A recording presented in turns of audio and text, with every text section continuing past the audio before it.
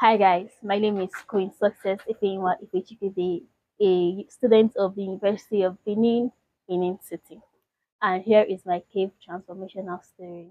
So I joined House Cave early January 2026, let's say January 3rd. And before then, I was in a place of confusion. Now, not in the sense that I did not know anything, but then in the sense that I knew I knew things that I didn't know how to take the step towards anything. Now let me explain this thing better.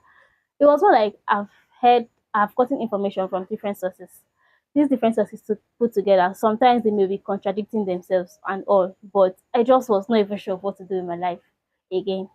But then I got into House Cave, still confused, willing to learn, had this fear, very bad in communication and all. But when I got into House Cave, it said with onboarding.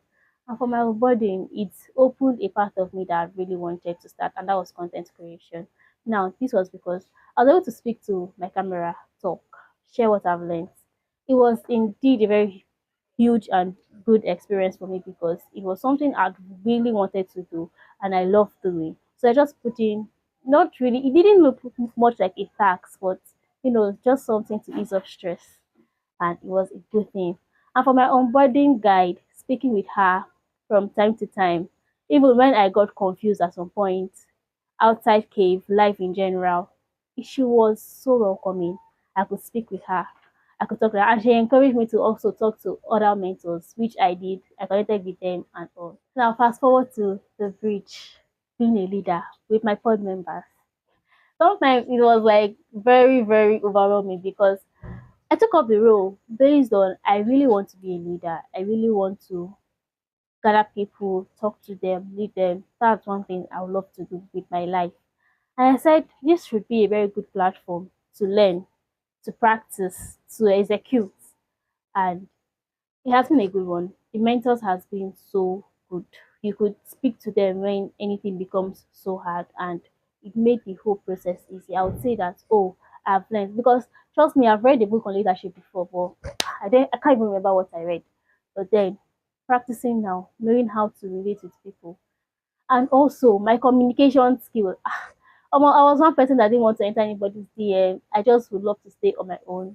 Well, I can say that since the cave and since both onboarding and the bridge, it has gotten better because I would not be on someone's DM. I could talk to people, I could laugh with people, and that was really a whole huge part of the story that I would say has been amazing for me. Now, what I am building from the cave, based on what I've learned, I'm actually working on a community that I want to call Purpose by 25, where we discover our purpose and we work towards it before clocking 25 because this has been a thing that has held me for a whole long while. And I realized I am not the only one on this track, on this journey. There are a whole lot of people that are just moving. They feel they are productive, but they are not fulfilling purpose. So that is what has created this idea. And I'm already taking steps into making this come to life. Also, I've authored a book that is ready to be published.